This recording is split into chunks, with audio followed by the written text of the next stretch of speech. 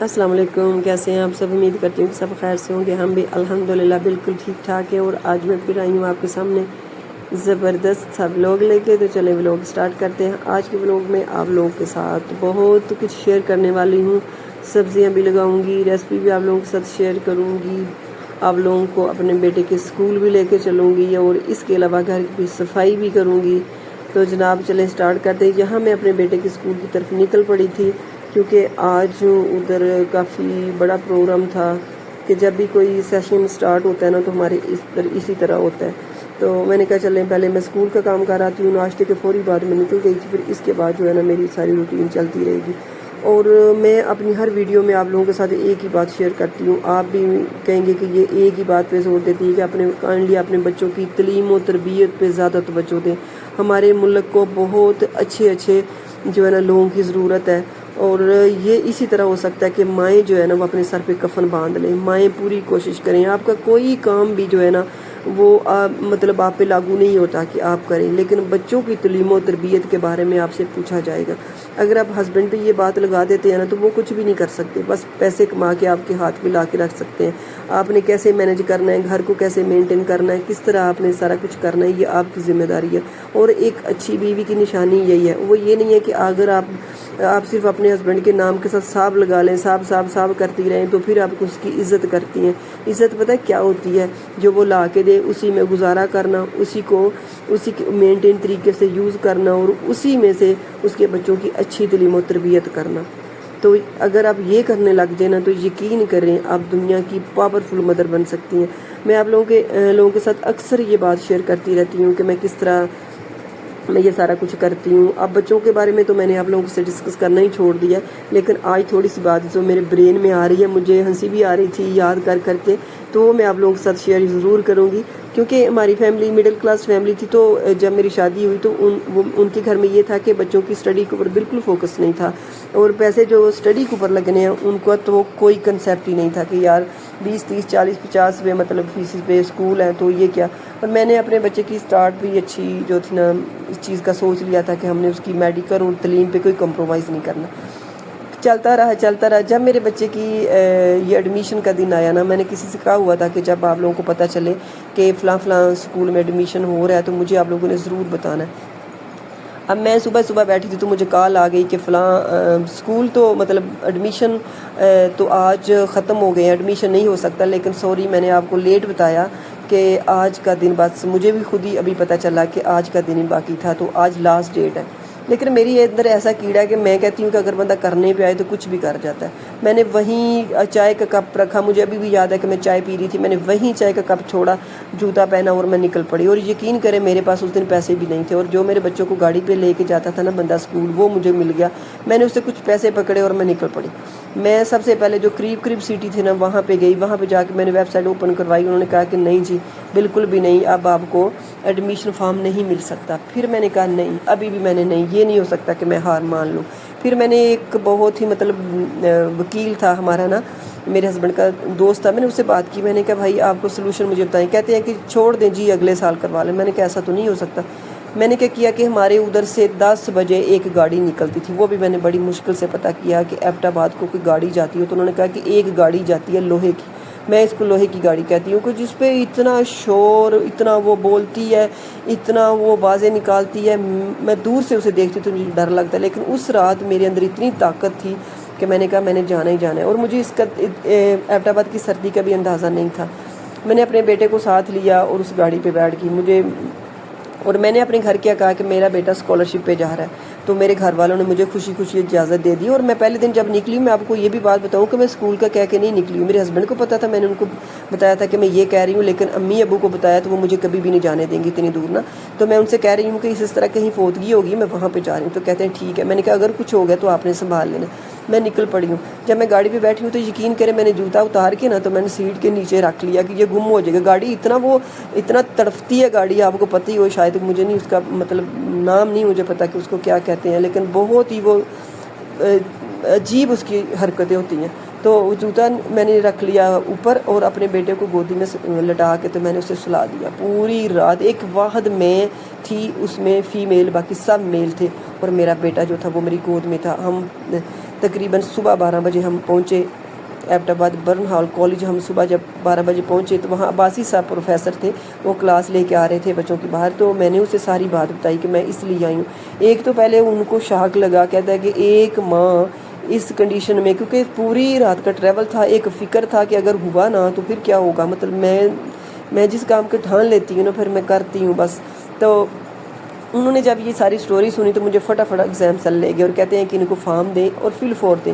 Form دیا, وہیں پہ میں نے بیٹے کی سارا کچھ پروسیس کیا اور کر کے وہ پھر مجھے کہتی ہیں کہ آپ کو پہلے نہیں پتہ تھا, یہ 3 ماہ پہلے سارا کچھ ایشو ہو گیا اور لوگوں نے تو تیاری بھی کروا لی, اب 13 دن میں کیا کریں گی. میں نے کہا سب ہوگا. 13 دن میں نے مختلف ٹیچر سے رابطہ کیا اور خوشی خوشی کیوں سارا کچھ ہو رہا تھا.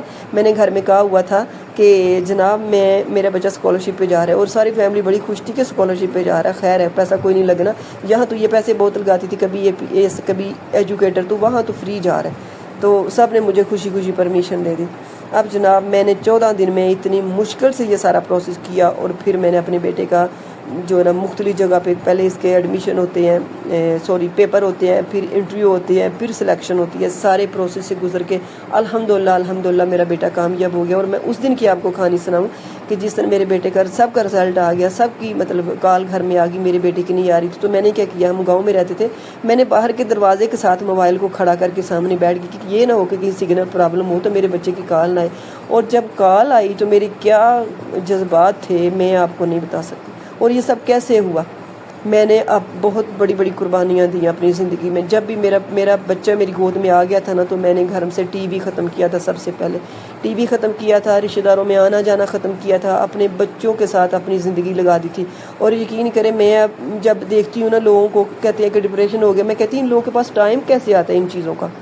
میں کہتی ہوں اللہ تعالیٰ بس مجھے بڑے بول سے بچانا کہ یہ لوگ کہاں سے یہ اس طرح کی بیماریاں لے کے آتے ہیں. میں اتنی بزی ہوتی ہوں, سارا دن میں اتنی بزی ہوتی ہوں, اور مجھے شام کو لگ رہا ہوتا ہے یا اللہ تھوڑا سا دن اور لمبا ہو جاتا ہے نا, میرا یہ بھی کام رہے گا, میں یہ بھی کر لیتی ہوں. اور صبح میں اسی کام کو کرنے کے لیے پھر ایک جوش و ولولے کے ساتھ اٹھتی ہوں. اور میں کہتی ہوں کہ میں ماؤں سے مخاطب ہو کر کہتی ہوں کہ اگر آپ لوگوں کے پاس ٹائم ہے تو اپنے بچوں کی کامیابی کے اوپر ڈسکس کریں کہ آج میرے بچے کو گرامر کتنی آتی ہے, میرے بچہ انگلش میں کیسا ہے, میرا بچہ اردو میں کیسا ہے. وہ بالکل اچھے سے اردو لکھ لیتا ہے, وہ مطلب اس کی میں نے بعض بچوں کو دیکھا ہے کہ وہ ہے میں فرق نہیں جانتی, 8 کلاس تک چلے جاتے ہیں, وہ پیرنٹس کو پتہ ہی نہیں ہوتا. اور بچوں کو گرامر تک نہیں آ رہی ہوتی, بچوں کو ٹینسز تک نہیں آ رہے ہوتے, اور پیرنٹس بڑے سکون سے فنکشن اٹینڈ کر رہے ہوتے ہیں. اور یقین کریں میں کبھی آج تک اپنے بچوں کو مہندی یہ وہ, میرے بچوں کو پتہ ہی نہیں ہے کہ یہ ساری چیزیں ہوتی کیا ہیں. اتنا ایک تو ہم فیملی سے دور آ کے بیٹھ گئے, دوسرا میں کبھی ان کو ان چیزوں کی طرف منہ ہی نہیں کرنے دیا. اور جناب یہاں میں بنا رہی ہوں 1 انڈے کا کیک, جو کہ بہت ہی سمپل ہے. یہ سارا کچھ میں ڈسکرپشن میں لکھ دوں گی, اگر آپ بنانا چاہیں تو آپ بنا سکتے ہیں. بہت ہی سمپل ہے, کچھ اس میں نہیں ڈالنا.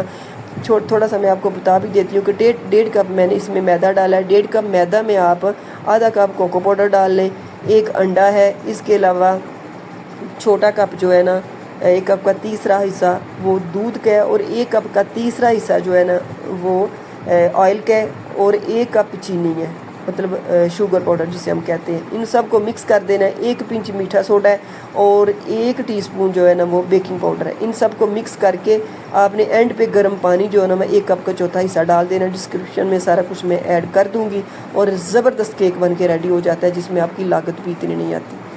تو میں بس آپ لوگ فیڈ اپ بھی ہو جاتے ہوں گے میری ویڈیو دیکھ کے کہ میں ایک ہی بات کو ڈسکس کرتی ہوں, لیکن میں کہتی ہوں خدا را آپ اپنے بچوں پہ توجہ دیں. سب سے قیمتی چیز آپ کے پاس بچے ہیں. آپ اپنے ہسبینڈ کی عزت اگر کرتے ہیں نا, اس کے پیسے کا آپ جائز استعمال کرنا چاہتے ہیں, تو صرف اور صرف بچوں کی ڈائٹ پہ دھیان دیں, بچوں کی تعلیم پہ دھیان دیں, باقی سب لانجے چھوڑ دیں. کسی کی طرف چیز کی طرف توجہ نہ دیں. برانڈ مینٹین کرنے کی دوسری تیسری, یہ برانڈ خود ہی مینٹین ہو جائیں گے جب آپ کا بچہ کسی مقام پہ پہنچ جائے گا, خود ہی کر لے گا. ہر چیز جو ہے نا وہ آپ کو خود بخود آپ کے دروازے پہ چل کے آ جائے گی.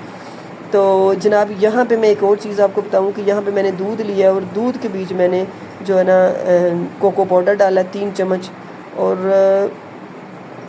3 چمچ کوکو پاؤڈر ڈالنے کے بعد 3 چمچ کوکو پاؤڈر ڈالا ہے, اس کے بیچ پھر میں نے تھوڑا سا کارن فلاور ڈالا ہے 1 چمچ, اور اس کو اچھے سے مکس کر لینا, اور 3 چمچ میں نے چینی ڈالی ہے. اور اتنا زبردست یہ چاکلیٹ بن جاتی ہے نا, سیرپ سا بن جاتا ہے, اور پھر آپ مزے سے اس کو اوپر لگا سکتے ہو کیک کے. یہ آپ آگے دیکھیں گے.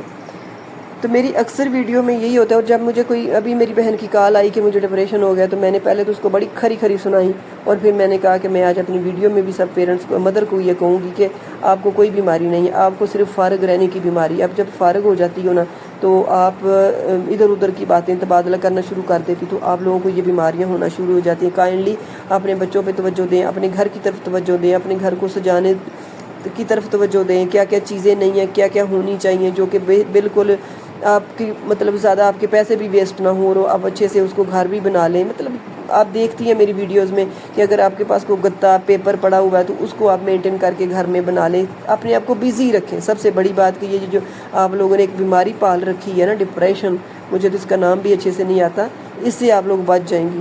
نام تو آتا ہے لیکن اس کو کہہ کے نا تو مجھے تو اس سے الرجی ہونا شروع ہو گئی ہے. بس اللہ بڑے بول سے بچائے کہیں مجھے نہ ہو جائے. تو میں جب سنتی ہوں نا تو میں کہتی ہوں یہ فارغ پن کی بیماری ہے. جو بندہ فارغ ہوتا ہے نا اس کو یہ لگژری بیماریاں لگتی ہیں. تو ہم بیزی لوگ ہیں, صبح سے لے کے شام تک ایسی بیزی روٹین کو رات کو جب بیڈ پہ پڑھتے ہیں تو پتہ ہی نہیں ہوتا. رات کو اس سے الٹے پلٹے خواب آ رہے ہوتے ہیں کہ ابھی بھی خوابوں میں بھی کام ہی چل رہا ہوتا ہے کہ کس کو گرامر کا کون سا ورڈ نہیں آتا, کس کو کیا نہیں آتا, کسی کو ایکٹیوائز نہیں آتا, کسی کو پیسیوائز نہیں آتا. یہ چیزیں چل رہی ہوتی ہیں ذہن میں بچوں کی. اب تو میں بچوں سے بہت ہی تھوڑی سی لا تعلق ہو گئی ہوں کیونکہ بچے بڑے ہو گئے ہیں ماشاء اللہ سے. چھوٹا بیٹا بھی 5 کلاس میں ہے تو اس کی بھی یہ گرامر وغیرہ کمپلیٹ ہے, لیکن پھر بھی فل فوکس مجھے ان پہ رکھنا پڑتا ہے کہ آپ بھی ان کی جو ہے نا ہیبٹس جو ہے نا وہ خراب نہ ہو.